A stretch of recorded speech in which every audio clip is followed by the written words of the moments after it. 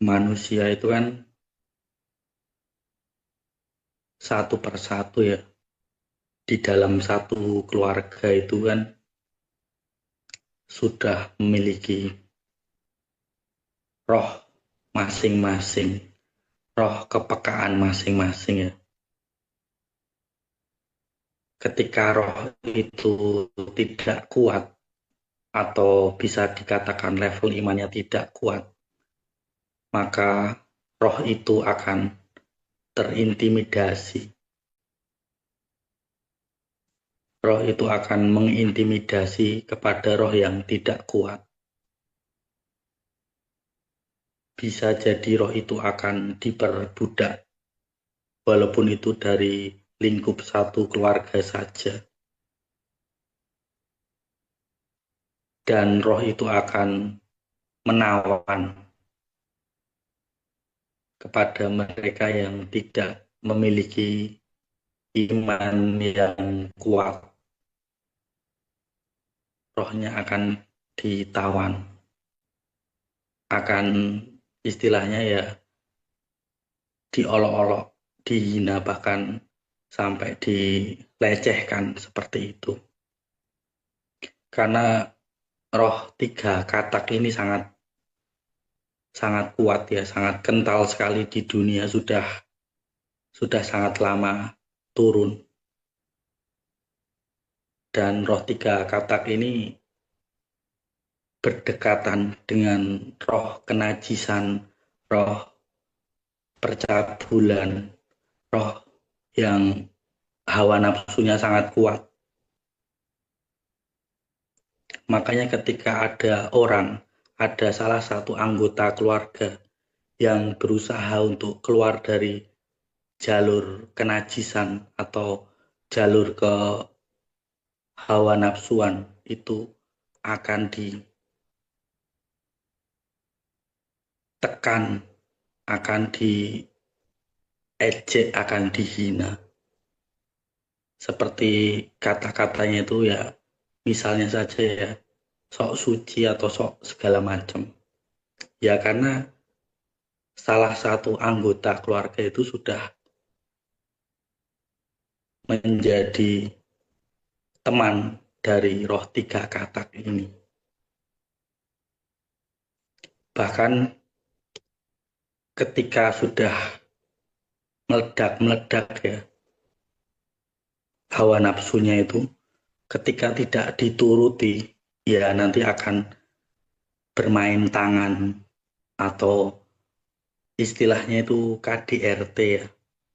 Ya walaupun itu bukan dengan hanya istrinya atau bahkan dengan anaknya juga. Pokoknya satu keluarga, satu lingkup keluarga.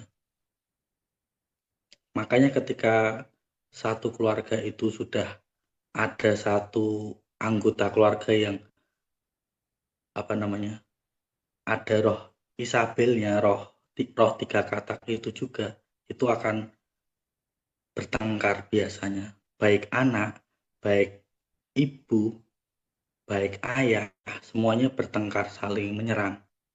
Ya karena sudah berbeda frekuensinya. Apalagi kalau satu keluarga itu semuanya memakai vaksin, memakai tanda 666 itu sudah menjadi binatang DNA-nya. Apalagi mereka tidak di jalur pertobatan, itu sangat mudah sekali mereka bisa menyalurkan emosi mereka. Makanya ada kasus ibu membunuh anaknya, bapaknya membunuh anaknya, atau anaknya membunuh ibunya, anaknya membunuh bapaknya. Ya seperti itu, karena DNA mereka sudah berubah, sudah dirubah tanpa mereka sadari. Yang ada itu temperamen, emosi, sedikit-sedikit marah, sedikit-sedikit temperamen, mencari gara-gara, mencari masalah. Bahkan belum puas mencari masalah ya, tangan itu bisa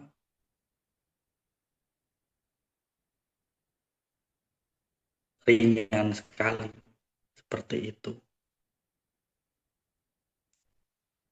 belum ditambah yang di luar ya, di lingkungan luar keluarga juga. Semuanya kan tersalur ya, transfer semuanya roh itu bisa kemana-mana. Apalagi kalau kalian itu melihat berita akhir-akhir ini ya, bahkan 2 hari ini ya tentang demo ya, itu kan semuanya roh Isabel semuanya. Roh Isabel itu ada di tempat demo-demo itu. Yang baru hangatnya ini ya di kota Pati ya, kalau kalian itu melihat. Ada yang sampai sudah tewas 3 orang ya. Yang puluhan itu hanya luka-luka saja. Ya karena roh Isabelnya itu sangat kuat, sangat kental. Mereka ingin mengadu domba. Ya karena rakyat sudah mulai tidak ada keadilan lagi. Pemimpinnya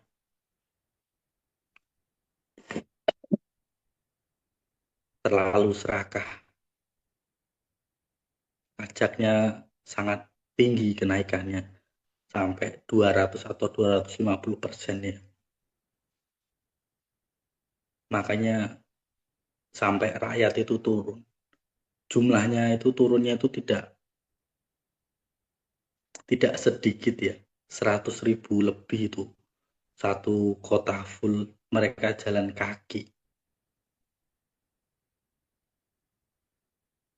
Bahkan mereka itu tidak memikirkan nyawanya. Sampai anak-anak kecil, anak-anak balita itu mereka ajak juga. Sampai terkena asap molotov itu. Ya karena memang roh Isabel itu sangat kuat sekali di udara. Kalau kalian itu tidak kuat level imannya ya, kalian akan terpancing emosi, akan ikut istilahnya merusak, ikut apa namanya, seperti berapi-api. Ya karena rakyat itu sudah tidak bisa bergerak bebas. Bahkan banyak di antara mereka ya, rekening mereka kan juga sudah mulai diblokir ya. Pemblokiran ATM rekening juga. Jadi ketika mereka itu ingin pergi ke rumah sakit atau berobat ya, mereka tidak bisa mengambil uang, atau sakit, atau sedang ingin keperluan butuh sesuatu, entah itu mencukupi kebutuhan seperti beras, beli beras, mereka tidak bisa mengambil uangnya. Ya pasti akan suasana itu akan memanas. Dan sudah aku beritahukan ya beberapa bulan yang lalu bahwa akan apa namanya itu tragedi 98 itu akan terulang kembali dan akan sangat lebih dari 98. Bahkan bisa-bisa kalau pemimpinnya itu tidak kuat, tidak punya mental di setiap provinsi atau daerah atau kota ya, rakyat itu akan siap melengsarkan. Ya karena kota itu sudah tidak ada keadilan lagi dan rakyat itu sudah sadar seperti itu. Ya bahkan kota yang tidak fanatik ya, kota yang toleransinya tinggi, itu akan sangat cepat mengusir atau membuat turun itu pejabat yang ada di kota itu, di daerah itu. Ya karena di kota itu sangat kental sekali keanekaragamannya, Bhinneka Tunggal Ikanya itu sangat kuat. Berbeda kalau kota itu tidak ada intoleransi ya, kota itu intoleransi ya, tidak ada toleransi sama sekali ya, maka mengumpulkan rakyat, mengumpulkan massa itu susah sekali. Tidak mungkin bisa satu kota itu bisa keluar semuanya. Dari kelurahan, dari kecamatan, dari dusun, dari kampung-kampung, dari RT, dari RW, segala macam. Itu kan sudah memanas sekali ya. Roh-roh itu sudah panas sekali. Ya karena ketidakadilan pemerintah itu terhadap rakyatnya, terhadap wilayah yang dihuni berbagai macam penduduk warga, dari warna kulitnya, dari jenis rambutnya, seperti itu. Dari berbagai macam jenis agamanya juga.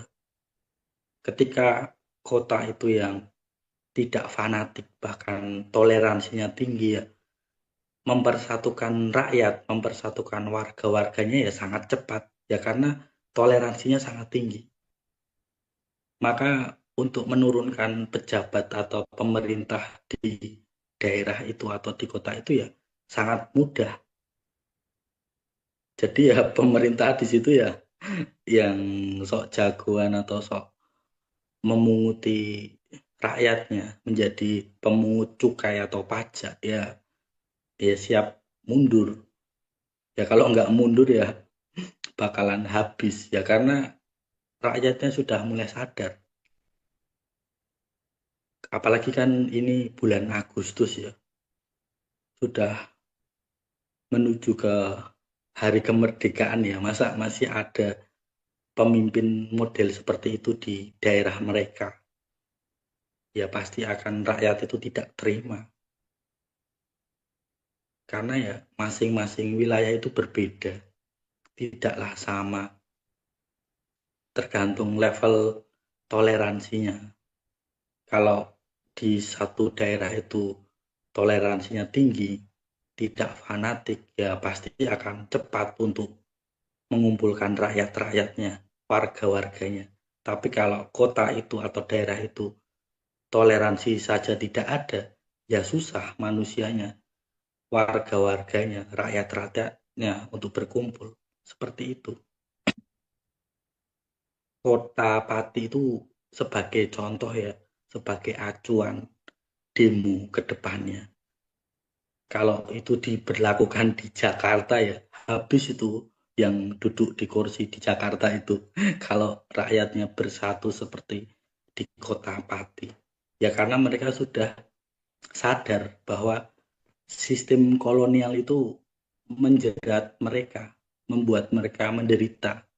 Hidup mereka itu tidak lagi bebas, tidak lagi apa namanya merasa merdeka. Padahal sudah mau hari kemerdekaan, tapi di dalam diri mereka masing-masing itu tidak merasa merdeka. Kemerdekaan macam apa ini? Ini bukan merdeka namanya. Kita dijajah namanya. Seperti itu rakyat. Sudah sadar mereka akan kondisinya. Tanpa harus bertanya-tanya lagi kepada sampingnya, samping kanannya, samping kirinya, kepada tetangganya. Mereka itu sudah satu hati, satu frekuensi, seperti itu. Itu rakyat yang sangat bagus seperti itu.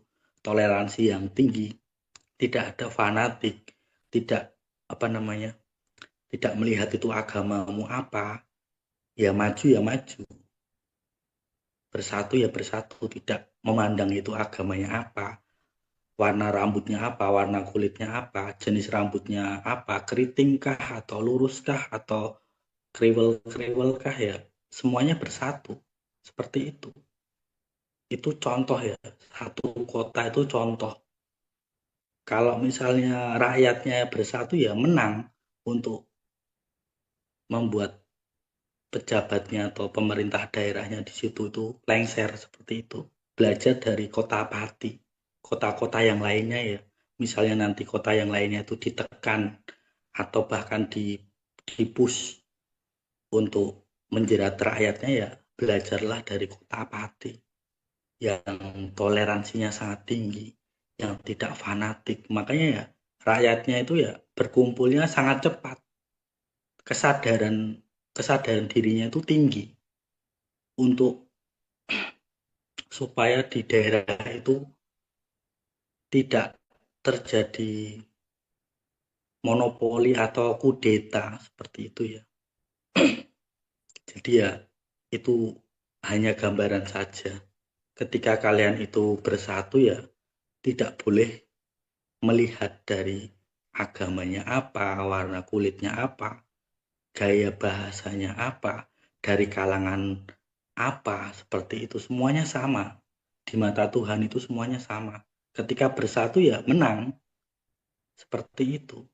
Makanya kota-kota yang lain harus mencontoh kota Pati ini sebagai acuan, sebagai tolok ukur ketika mau merealisasikan demo ya harus seperti itu, tidak memandang apa namanya agamanya, warna kulitnya, rambutnya seperti apa.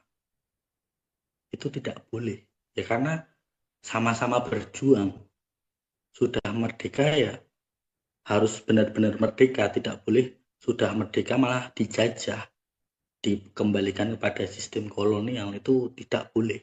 Seperti itu rakyat yang tahu, itu seperti itu rakyat yang sadar, tidak mau rakyat itu diperbudak seperti itu hanya gambaran kecil saja sebenarnya sebagai contoh acuan kota yang toleransinya tinggi, yang tidak fanatik, ya pasti rakyatnya cepat untuk dikumpulkan seperti itu. Jadi pemerintah daerah yang mau sok-sokan untuk sistem kolonial itu diberlakukan ya mereka takut seperti itu. Harusnya masing-masing kota nanti ya belajar dari Kota Pati ini supaya ya sistem kolonial itu tidak jadi dilaksanakan seperti itu, tidak terjadi seperti itu ya. Jadi ya kalian bisa melihat berita demi berita. Belum lagi nanti ketika alam semesta itu juga berbicara kepada mereka para koruptor yang serakah, yang tidak punya hati nuraninya, yang memikirkan diri mereka sendiri, yang memperkaya diri mereka sendiri ya akan dilibas oleh alam semesta, akan dibersihkan, pergeseran tanah, gempa bumi seperti itu, tsunami, tahu-tahu ya mereka kumpul-kumpul atau menimbun harta yang sangat banyak ya, belum sempat menikmati, belum sempat pergi ke luar negeri atau belum sempat pergi ke hotel atau ke apartemen bertemu dengan selingkuhannya atau bertemu dengan ani-aninya atau segala macam bentuk itu, ya mereka sudah pindah alam. Ya karena alam semesta itu sudah muak dengan tingkah laku manusia itu seperti itu. Makanya ya para koruptor itu ya harus menyiapkan pemakaman mulai dari sekarang. Pemakaman dari keluarganya sendiri, bahkan sampai keturunan-keturunannya seperti itu. Ya karena memang akan dibersihkan. Kefasikan itu akan bersih semuanya. Seperti itu. Dan tidak akan bisa diduga oleh manusia ke depannya. Siapa yang masih hidup, siapa yang masih tinggal di dunia ini. Tidak ada yang bisa menduganya. Hanya manusia yang beriman saja yang akan tetap hidup nantinya. Untuk menikmati 1000 tahun damai itu kan butuh penyeleksian yang sangat ketat. Tidak hanya level iman yang abu-abu saja, yang setengah-setengah saja. Yang setengah-setengah itu ya, itu belum tentu masuk ya.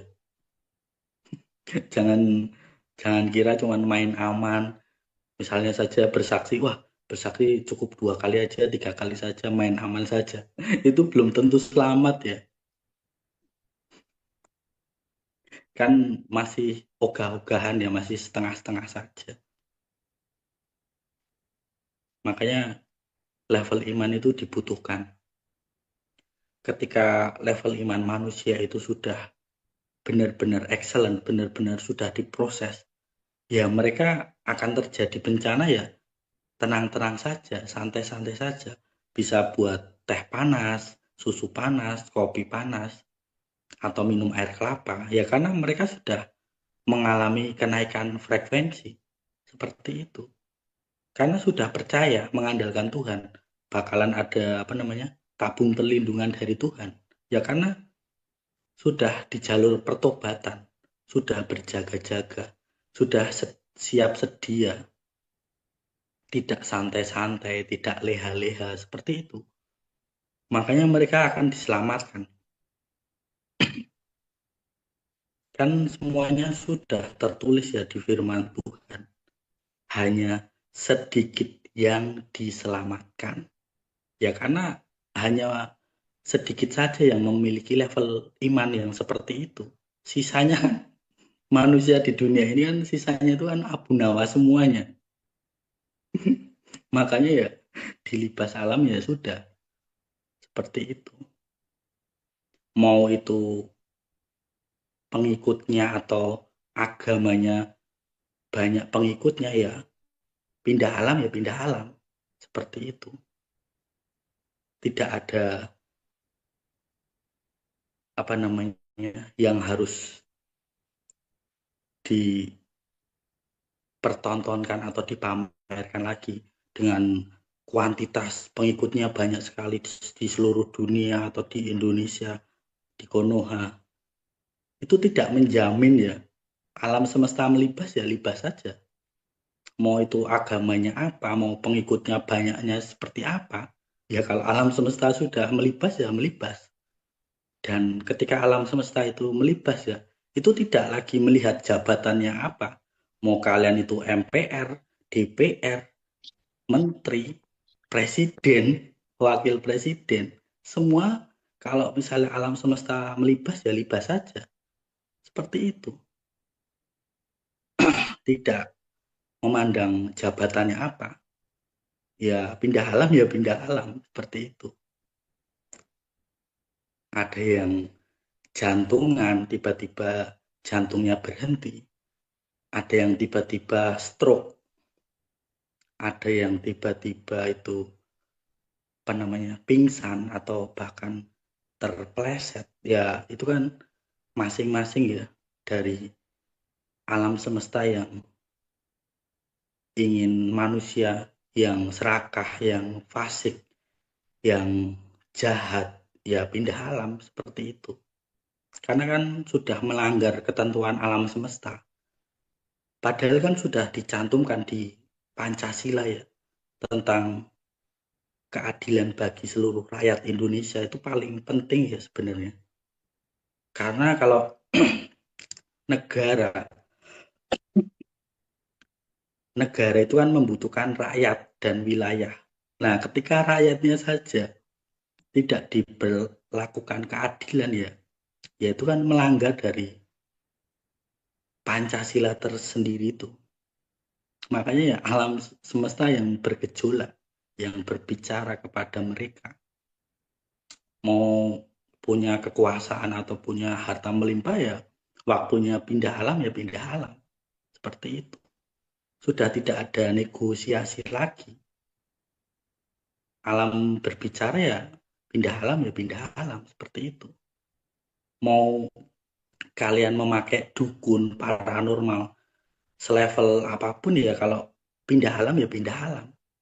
Bahkan bersama-sama dengan dukun atau paranormalnya itu semuanya pindah alam. Ya karena alam semesta sudah tidak mau melihat mereka itu hidup hanya berkuasa, hanya serakah, hanya membuat rakyatnya menderita, tidak ada keadilan, apa-apa dikorupsi, apa-apa dipajakin, seperti itu. Ya kan masih ada generasi berikutnya yang menggantikan mereka. Seperti itu. Alam semesta ini sekarang itu sedang sangat marah, sangat murka sekali. Makanya tiba-tiba saja bencana itu, misalnya gempa itu sudah tidak lagi di atas 6 atau 7, bahkan angkanya itu ke depannya itu bisa di atas 8, 9, 10. Tiba-tiba muncul begitu saja. BMKG itu mau jaga-jaga itu kecolongan, kemalingan. Sistemnya itu tidak bisa lagi membaca. Ya karena alam semesta ketika sudah bergerak, sudah bertindak ya, terjadi ya sudah, tidak ada lagi penyesalan. Ya karena memang manusianya seperti itu. Manusianya tidak ada pertobatan, tidak di jalur pertobatan, seperti itu. Makanya ke depannya kalau banyak yang pindah alam ya, ya jangan menangis, jangan menyesal. Ya karena tingkah laku manusianya seperti itu. Tidak ada pertobatan, manusia semakin serakah, semakin jahat, semakin ingin menguasai, ingin menjajah, ingin bikin rakyatnya menderita, seperti itu. Ya wajar kalau alam semesta akan bertindak, bahkan begitu cepat. 2025 ini cepat ya. Sirkulasi bencananya itu sangat cepat kalau kalian melihat, kalian merasakan. Baru seminggu saja sudah 2 gempa ya di Sumatera Barat apa Sumatera Utara ya kemarin, sama Papua ya. Itu kan nanti sirkulasi terus itu, berputar, membentuk circle seperti itu. Bahkan Bogor yang notabene dataran tinggi ya itu banjir ya. Itu kan di luar nalar ya. Masa pegunungan dataran tinggi bisa banjir? Seperti itu ya. Jadi ya kalian ya mempersiapkan diri masing-masing pribadi saja, bertanggung jawab atas hati kalian. Tidak usah mengurusi orang lain, tidak usah mengurusi misalnya apa diri mereka itu mau dinasihati ya dinasihati nggak masalah, tapi kalau sudah tidak mau dinasihati ya sudah, ya biarkan saja. Ya kan pertanggungjawaban di hadapan Tuhan itu kan masing-masing pribadi, tidak mengajak saudaranya, tidak mengajak sepupunya, tidak mengajak pacarnya, suaminya, anaknya, selingkuhannya, tidak. Jadi pribadi lepas pribadi di hadapan Tuhan itu, tidak mengajak gerejanya, tidak mengajak teman reuniannya, tidak. Jadi ya pribadi lepas pribadi, seperti itu. Jadi kalian harus bertanggung jawab atas hidup kalian sendiri. Kalian bertanggung jawab menjadi seorang ayah, bertanggung jawab menjadi seorang ibu, bertanggung jawab menjadi seorang anak, seperti itu. Harus punya prinsip di dalam hidup kalian. Harus punya keteguhan hati supaya kalian itu kuat, tidak lembek atau loyo, tidak sempoyongan. Ada perkataan dari kiri, kalian ikuti. Ada perkataan dari kanan, kalian ikuti. Itu namanya kalian tidak punya iman. Kalian tidak punya prinsip hidup. Seperti itu. Harus kalian itu punya iman. Supaya kalian tidak terombang-ambing. Jalan lurus saja. Ada yang berkata di kuping kiri atau di kuping kanan, ya biarkan saja. Ya kan kalian sudah punya iman. Berbeda kalau kalian masih mencari kebenaran. Oh, yang benar yang mana ya? Apa yang harus aku dengar ya? Orang yang berkata di sebelah kiri atau orang yang berkata di sebelah kanan ya? Itu karena orang itu belum di jalan kebenaran, di jalur pertobatan. Makanya dia bingung mau memilih yang mendengarkan di sebelah kiri atau di sebelah kanan. Ya karena hatinya sendiri saja bimbang seperti itu. Kalau manusia sudah punya iman, ya maju, terus maju terus. Tidak melihat kanan atau kiri, sudah tidak peduli lagi karena hatinya sendiri yang membutuhkan Tuhan, hatinya yang mengandalkan Tuhan, maju yang maju, seperti itu. Tidak ada hambatan lagi, seperti jalan tol itu, bebas dari hambatan. Itu level iman yang Tuhan inginkan dari anak-anaknya itu seperti itu. Melalui jalan tol bebas hambatan. Nggak ada dengar kanan atau orang di sebelah kanannya, nggak usah didengarkan. Ngapain? Kan kalian sendiri yang ingin mencari Tuhan, ingin menghadap kepada Tuhan. Bukan lewat perantara, bukan lewat orang di sebelah kanan, orang di sebelah kiri. Seperti itu. Langsung kalian bersama menghadap kepada Tuhan. Seperti itu. Namanya juga pribadi, lepas pribadi kan manusia kan punya tubuh, jiwa, dan roh. Masing-masing manusia kan punya gambar serupa dengan Tuhan, dengan Allah. Seperti itu. Harus kalian itu, yang kalian kuatkan itu ya sisi roh kalian. Tubuh itu hanya mengikuti saja. Ketika roh kalian kuat ya, jiwa kalian akan bersuka cita, akan bersukaria. Tapi kalau roh kalian itu melempem ya, tidak tidak bangun-bangun ya, ya jiwa kalian akan tersakiti. Ya karena roh kalian tertidur. Makanya kalian menghadapi kehidupan itu bosan. Ya karena roh kalian tidak hidup, tidak bangun. Makanya kehidupan kalian itu hari-harinya itu monoton. Ya karena roh kalian tertidur seperti itu. Tapi kalau kalian itu, roh kalian itu bangun, standby, atau berjaga-jaga, bersiap sedia, hidup kalian itu tidak akan bosan. Setiap hari itu pasti kalian itu akan di jalur pertobatan, dekat dengan Tuhan. Apa yang harusnya kalian lakukan itu kalian tidak ada paksaan lagi. Ya karena kalian sudah berada di jalur pertobatan, seperti itu. Berbeda kalau manusia itu masih setengah-setengah. Oh hari ini hari apa ya, Senin misalnya. Oh kalau hari Senin berarti belum jadwalnya aku berdoa atau membaca firman, jadwalnya hari Selasa atau hari Rabu. Nah itu kan manusia yang setengah-setengah level imannya, yang abu-abu itu seperti itu. Terus, oh ini hari Kamis ya, Jumat saja deh aku bersaksinya hari Kamis buat pergi-pergi saja, main-main saja, hari Jumatnya saja baru bikin video kesaksian seperti itu. Ya itu kan karena setengah-setengah tadi.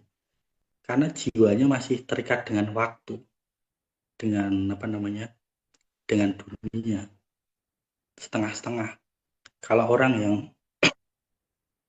sudah di jalur pertobatan ya apapun ya dilalui, apapun yang sudah diproses itu ya dijalani. Dan setiap hari itu manusia yang sudah di jalur pertobatan itu setiap hari dia itu pasti bersyukur. Apapun yang dia lakukan, apapun hasil yang dia dapatkan, dia pasti bersyukur setiap harinya. Makanya ketika orang itu bersyukur setiap harinya, itu wajah orang itu, mimik wajah orang itu, dia akan bersinar, akan seperti awet muda. Karena setiap harinya bersyukur, tidak pernah mengeluh. Apapun hasilnya, apapun yang sudah dikerjakannya ya bersyukur. Makanya manusia seperti itu ya wajahnya itu awet muda, tidak pernah menua, tidak ada keriput, tidak ada membutuhkan skincare ya, seperti itu. Ya karena sudah bersyukur di dalam dirinya, di dalam hatinya, itu dia berusaha untuk memperbaikinya, bukan memperbaiki dari fisik luarnya saja, memakai skincare segala macam, itu kan hanya tipuan saja. Itu kan hanya kecantikan buatan saja, kecantikan yang asli ya dari dalam hati kalian. Kalau kalian memperbaiki dalam diri kalian ya, kalian sering bersyukur setiap harinya, kalian sering berdoa, sering membaca firman, sering berbagi kasih terhadap sesamanya, ya kalian akan secara otomatis tuh wajah kalian akan berseri-seri, bersinar-sinar, bercahaya-cahaya. Tapi kalau kalian cuman mengandalkan skincare ya, baru umur 50 atau 40 berapa, itu pasti kalian akan sering berkaca.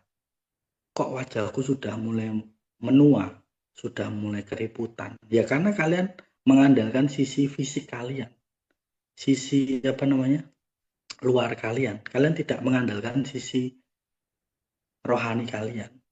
Seperti itu. Makanya banyak di zaman sekarang ya, terjadinya kerusakan rohani. Mereka menutupi kerusakan dari dalamnya itu dengan menggunakan ya skincare, dengan operasi plastik, terus dengan apa namanya itu, pasang susu, terus kosmetik segala macam. Itu kan semuanya kan sebenarnya kalau kalian tahu itu mantra ya, ilmu sihir, farmakea. Kalau kalian itu melihat film itu apa namanya, nenek sihir ya,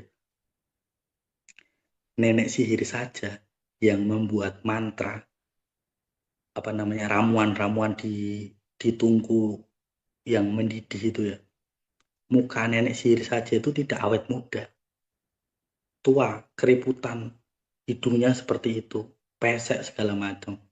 Nah, masa ya kalian tersihir oleh mereka roh-roh dunia, roh-roh nenek sihir, padahal mereka yang membuat ramuan saja, membuat mantra-mantra saja di dalam tungku api yang mendidih, dia saja mukanya saja tidak glowing, tidak apa namanya, tidak bercahaya, tidak bersinar. Masa ya kalian masih menuruti produk-produk seperti itu? Itu kan jebakan semuanya. Contohnya saja kan sudah jelas, nenek sihir. Dia sudah membuat ramuan-ramuan, membuat mantra-mantra supaya manusia yang meminumnya atau memakai apa namanya, barang-barang kosmetik, istilahnya kalau zaman sekarang itu klinik. Nah, itu kan hanya membutakan saja. Itu yang membuat ramuan. Nenek sihirnya saja ya wajahnya aja rusak ya. Wajahnya saja tidak bercahaya, tidak mulus, tidak glowing. Masa ya kalian masih terhipnotis atau tersihir? Itu kan apa ya namanya? Konyol namanya. Harusnya kan kalian tahu, sadar kalau nenek sihir saja minum ramuan saja ya masih saja mukanya itu kan tidak glowing, tidak cantik ya. Namanya nenek sihir kan ya. Mana ada nenek sihir wajahnya cantik, kan nggak ada. Kecuali kalau kalian itu benar-benar buta secara rohani ya. Kalian tidak bisa membedakan mana nenek sihir, mana benar-benar dia itu cantik dari dalam atau orang menyebutnya itu inner beauty, seperti itu. Makanya kan kalian harus bisa membedakan mana yang benar-benar itu keluar dari dalam hatimu atau hanya fisik saja, seperti itu. Kalau dari dalam hati ya kalian harus berbagi kasih, harus apa namanya, memakan makanan yang alami, seperti itu. Kan semuanya kembali ke alam semesta, kembali ke tanah.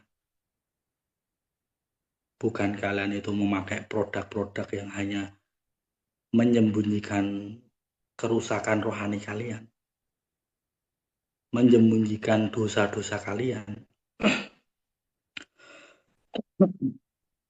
Banyak ya manusia itu menggunakan kosmetik supaya terlihat cantik dari luar saja, terlihat ganteng dari luar saja. Untuk mereka itu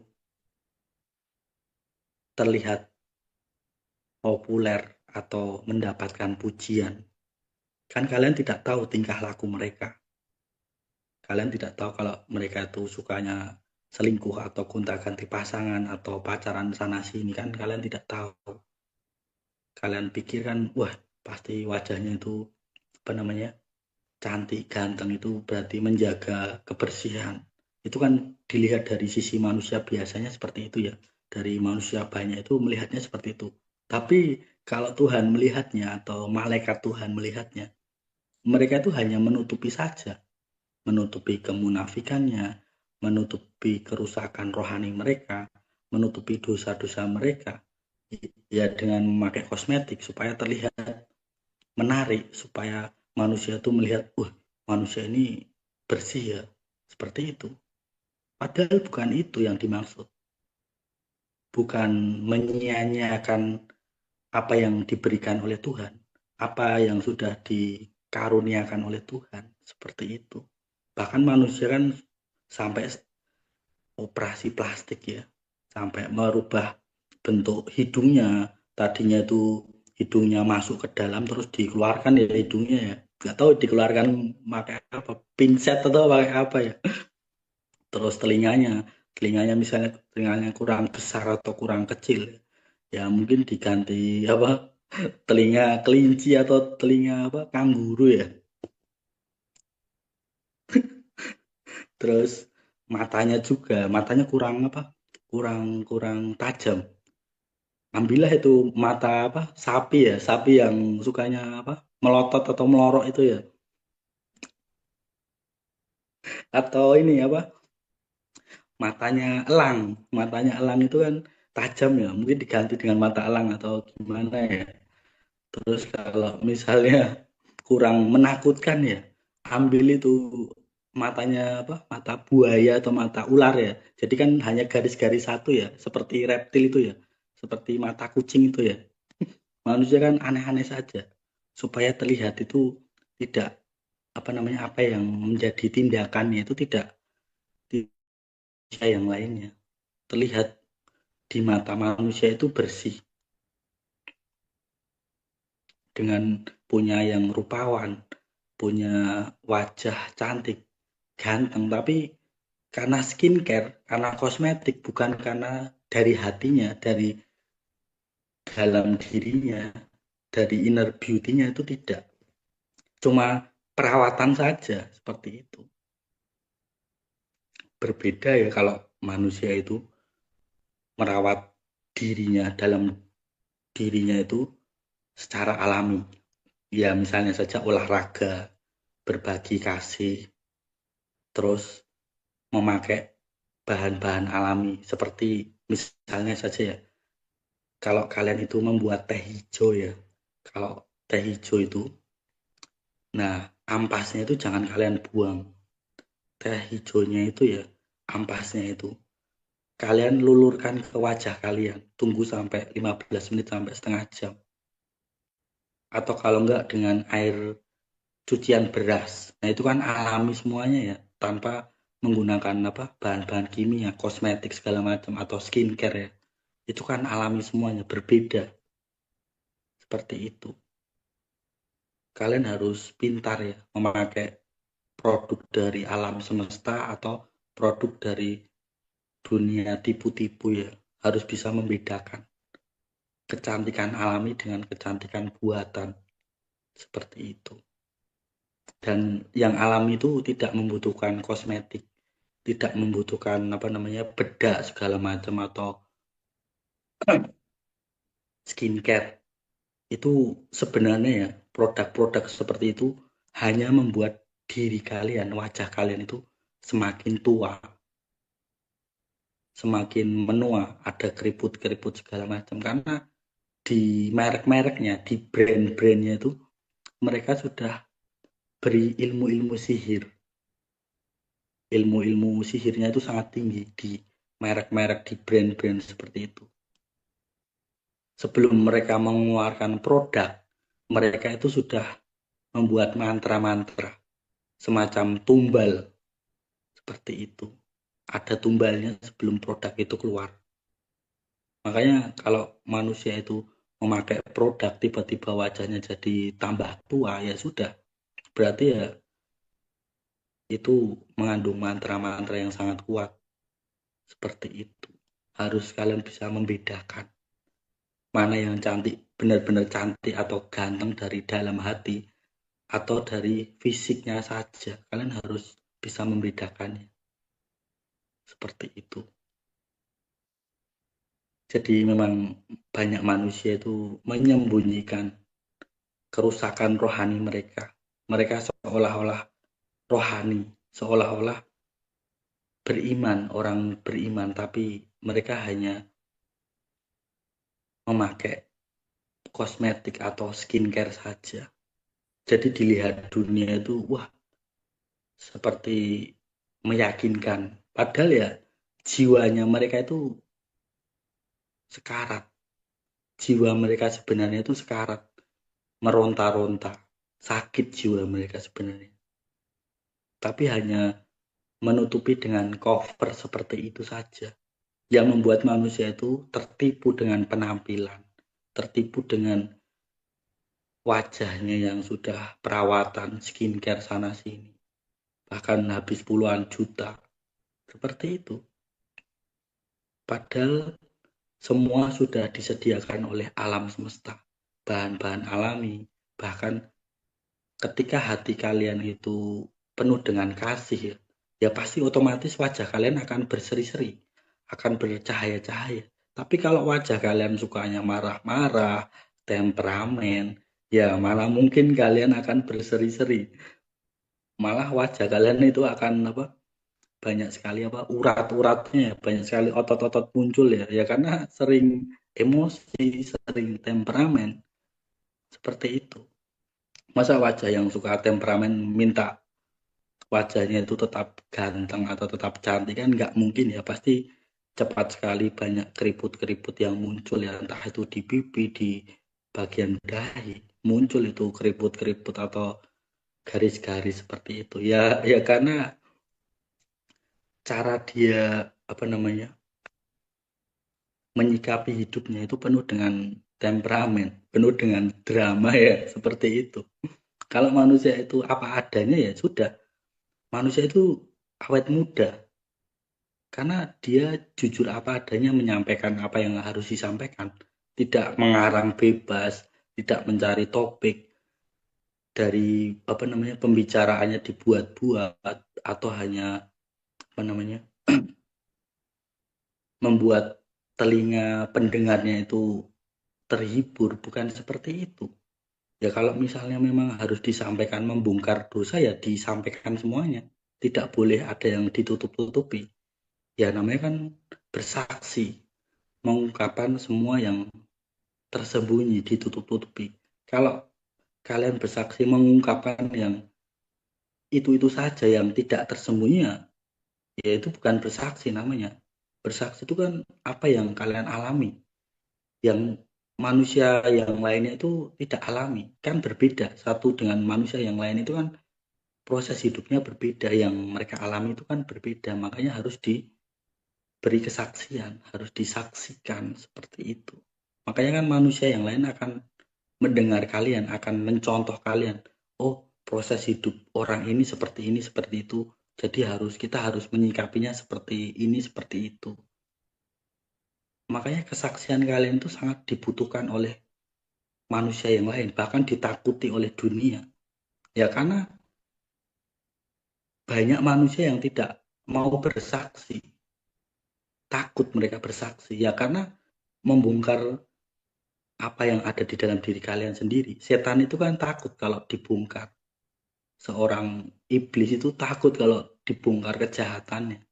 Makanya ketika manusia itu bersaksi membongkar semuanya ya, ya pasti akan dihujat, akan dihina ya karena orang lain itu pasti ada di posisi menjadi iblisnya tadi, setannya tadi, seperti itu. Makanya dia tidak terima, biasanya dihujat, kalian kena hujat, kalian kena hina, kalian akan kena serang-serangan ya karena mereka itu di luar sana tidak ada kesaksian dalam hidupnya. Bahkan ya perilakunya ya hampir semuanya mengalami kerusakan rohani. Seperti itu. Itu ya yang bisa aku sampaikan ya. Ini sudah jam berapa ya? Aku sudah sangat lama ya. Nanti bisa-bisa aku pindah live ya ke sini ya. Ya pasti kalian kemarin itu menunggu live ya sampai pagi kan. Padahal aku nggak live ya. Aku sudah tahu sih sebenarnya. Cuman ya biarkan saja mereka ini pasti menunggu live ini. Itu saja ya yang bisa aku sampaikan ya. Terima kasih atas waktu dan tempatnya, aku kembalikan ke host ya.